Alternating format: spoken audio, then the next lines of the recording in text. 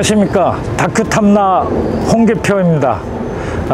오늘은 제주시 이도일동에 있는 오현단에 대해서 한번 살펴보려 합니다. 예, 제주와 관계 깊은 선현 5분, 과연 누구일까요? 이 중에 3분, 조선장기 중종 때 충암 김정 선생, 그 다음 조선 중기 광해군 때 동계 정원 선생, 그리고 조선 후기 숙종 때 우암 송시열 선생, 이 3분은 유배인으로 우리 제주에 왔던 분들이고요. 조선 전기 중종 말년에 제주의 목사로 왔던 규암 송인수 선생과 그 다음 조선 중기 선조 때 제주의 순무 어사로 왔던 청음 김상원 선생, 이렇게 5분을 일컬어 우리는 오현이라고 합니다. 예, 오현단이 처음 세워질 때는 오현단으로 세워진 게 아니고요. 우리 조선 후기 때 이 오현단이 제주 최초의 서원 귤림서원이 있던 곳입니다. 따라서 오현단을 아시려면은 이 귤림서원이 언제 세워졌냐, 이 내용을 거슬러 추적해 살펴보는 게 맞습니다. 귤림서원의 표시는요, 1578년 제주 판관이었던 조인후 선생이 그 당시보다 한 60년 전에, 즉 1520년 제주에 유배왔던 충암 김정 선생을 기리기 위해서 사당을 처음 세운 데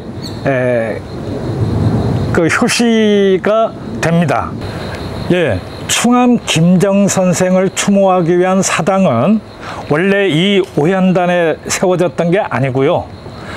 이 오현단에서 동쪽으로 산지청 건너편에 그 가락천 동쪽 충암묘라는 사당이 세워졌었습니다.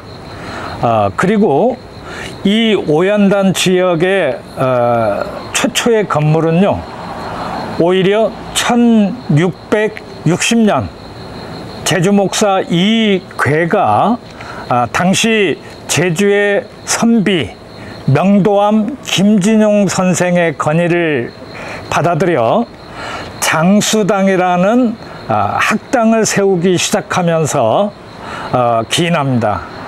이 장수당이라는 학당이 제일 먼저 1660년 오현단에 세워지고, 아까 말씀드린 이 오현단 동쪽, 산지천 동쪽에 있었던 충암 김정을 추모하는 사당이 1667년 조선 후기 현종 때 이 오현단으로 옮겨오게 됩니다. 따라서 1667년부터 바로 이 오현단 지역에는 장수당이라는 학당과 충암 김정을 선생을 추모하는 사당이 있어서 학당과 사당이라는 서원 설립의 요건을 갖추게 됩니다. 지금은 보시다시피 오현단 앞에 이렇게 이제 주택가가 밀집되어 있습니다. 바로 이 앞에 주택가가 예전에 장수당과 오현을 추모하는 사당이 세워졌던 귤림서원으로 볼 수 있습니다. 예, 1667년 조선 후기 현종 때 최진남 판관이 이렇게 장수당과 충암 김정을 모시는 사당을 갖춰서 귤림서원이라고 이름 지을 때 바로 이 오연단 일대에는 제주 성안에 있었던 과원 6개 중 남과원이라는 과수원이 있었고, 바로 그 과수원에 귤나무가 많이 심어져 있어서 바로 오연단 인근에 남과원의 귤나무를 지칭하여 귤림서원이라고 이름을 짓게 되었으며, 처음에는 충암 김정 선생만 모시던 사당이 이 최진남 판관 때 이르면 제주 목사로 왔던 규암 송인수, 그 다음 선무어사로 왔던 청음 김상원, 그리고 광해군 때 유배인으로 왔던 동계 정원 선생 3분을 더 모셔 4분 성현들 4현을 모신 사당으로 이제 귤림서원이 공식 출범하게 되었습니다. 1695년 제주에 유배해왔던 우암 송시열 선생까지 그 신의를 모셔서 5현을 모시는 사당으로 바뀌게 됩니다. 바로 이로써 1695년부터 5현을 모신 사당과 바로 앞에 35명의 유생들이 공부하는 장수당이 있어서 귤림서원은 조선 후기 한 200여 년 동안 우리 제주에서 제주 향교와 쌍벽을 이루는 고등교육의 산실로 이렇게 이제 그 역사가 이어가게 됩니다. 하지만 1871년 흥선대원군의 서원 철폐령으로 이 귤림서원도 역시 폐쇄되고, 그 이후 이 폐쇄된 귤림서원에서 먼저 1875년 장수당을 계승하는 경신제라는 학당이 세워졌지만 5현에 대한 추모의 자리는 마련되지 못해서 1892년 우리 제주 유생 김희정을 비롯한 유림들이 이렇게 조두석 5개를 세워서 이 오연을 추모한다, 그리고 그 의식을 거행한다 하여 이곳을 오현단이라고 부르게 되었습니다. 예, 충암 김정 선생은 정암 조광조 선생과 함께 사림의 개혁 정치를 주도했던 인물입니다. 하지만 1519년 훈구 세력의 반발로 정암 조광조 선생은 사약을 받고 충암 김정 선생은 바로 이곳 제주도로 유배 오게 되었고요. 바로 이듬해 1년 만에 사약을 받고 돌아가시게 되었습니다. 충암 김정 선생이 제주에 유배 와서 1년여 살 동안 충암 김정은 제주의 풍토와 물산을 기록한 제주 풍토록이라는 저술을 남기는데, 이 책이야말로 조선시대 개인이 편찬한 제주의 풍속 등을 전하는 최초의 저서로 아주 중요한 사료적 가치를 지닌다고 할 수 있겠습니다. 예, 규암 송인수 선생은 1534년 당시 정권을 농단하던 김안로를 탄핵하면서 미움을 받아 제주 목사로 좌천되어 온 인물입니다. 그런데 그는 제주 목사로 부임한 지 3개월 만에 병으로 사임을 하고, 이후 인종 때에는 중앙정계에서 사림의 영수로 활약하다가 명종 때 을사사화가 발생하면서 사사당한 선비입니다.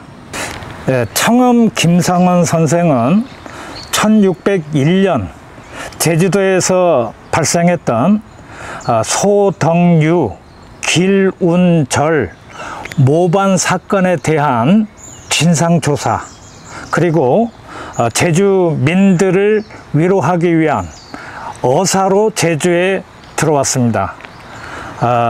그는 한 4개월 제주에 머무는 동안 한라산 정상에 올라 산신제를 지내기도 하였고요.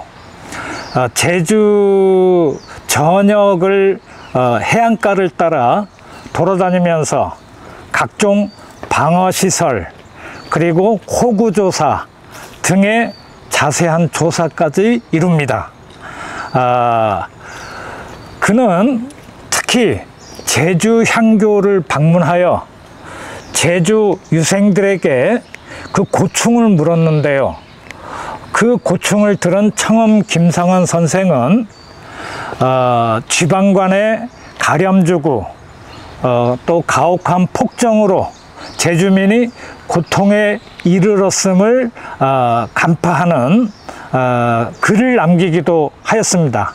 이처럼 청엄 김상원은 제주에 머무는 동안 제주 전역을 돌아다니고 제주민의 실정을 제대로 조사하여 남긴 일기체 기행문으로 남사록을 남겨 당시 제주 실정을 이해하는 데 아주 중요한 사료를 저술한 분입니다. 동계 정원 선생은 1614년 선조의 적자였던 영창대군이 당시 강화도에서 강화부사 정항에 의해 피살되고, 또 그 영창대군의 모친이었던 임목대비 패비론이 북인 정권에 의해서 주도되자 이에 대한 그 반성을 촉구하는 상소문을 광해군에게 올려 광해군의 노여움을 받아 우리 제주에 유배오게 되었습니다. 그는 10여 년 동안 그 제주 대정현에 머물면서 당시 인근의 대정현 유생들을 교육시키면서 대정현의 학풍을 일신하는 데 큰 공을 세웠던 선비라 할 수 있겠습니다. 우암 송시열 선생은 1689년 당시 장희빈의 아들이었던 그 경종을 세자로 책봉하는데 반대하는 상소를 올렸다가 우리 제주도로 유배되어 왔습니다. 그는 칠성통 끝자락 산지천 쪽에 약 105일 동안 유배 생활을 하다가 서울로 다시 붙들려 올라가게 되었는데 도중에 전라북도 정읍에서 사약을 받고 사사된 인물입니다. 그는 당시 노론의 영수로 그리고 대학자로 추앙받던 인물이어서 우리 제주 유생들에게도 아주 큰 충격으로 다가왔고, 급기야 5년 뒤 1694년 갑술황국으로 그의 명예가 회복되자 제주 유생이었던 김성우의 상소로 바로 이 귤림서원의 마지막 5번째 선현으로 모시게 된 인물입니다. 이곳은 오연당 경내에서 동남쪽 모퉁이에 있는 향현사입니다. 이 향현사는 우리 제주의 유학자로 높이 존경받을 만한 두 분을 모신 사당입니다. 한 분은 세종 때 한성부 판윤을 지냈던 영곡 고득종 선생과 또 한 분은 조선 후기 효종 때 이괴 목사와 더불어 바로 장수당을 건립하는 데 큰 공을 세운 명도암 김진용 선생입니다. 이 두 분을 추모하는 사당은 1843년 이원조 목사 때 처음 세워지게 됩니다. 이 오연단 경내에는 향연사 말고도 또 제주 목사로 선정을 베풀었다는 6명의 목사 신의를 모신 영해사라는 사당도 있었습니다. 이약동 목사, 이괴 목사, 이영상, 김정 목사, 이혜연, 임형수 목사가 그들입니다. 이들은 각각 제주에 선정을 베풀었다는 이유로 영해사에 모셔 추모하게 되었는데요. 이 영해사는 1669년 이인 목사 때 처음 세워지고 그 후 1848년 장인식 목사 때는 상현이라는 사당 이름이 임진왜란 때 순절한 동네 부사 송상현 부사와 같다고 하여 1850년 장인식 목사 때 영해사라는 이름으로 고쳐 이어져 오다가 1871년 흥선대원군 서원 철폐 때 귤림서원과 함께 철폐되었습니다. 예, 오연단은 이처럼 조선 후기 최초의 서원이었던 귤림서원이 있었던 곳입니다. 오연단은 조선 후기 300여 년 동안 이 제주 목에 고등교육의 산실로 국립의 제주 향교와 더불어 쌍벽을 이루었던 유서 깊은 산실입니다. 따라서 오늘날 오현단이라는 이름으로만 알려진 게 안타까운 측면이 없잖아 있습니다.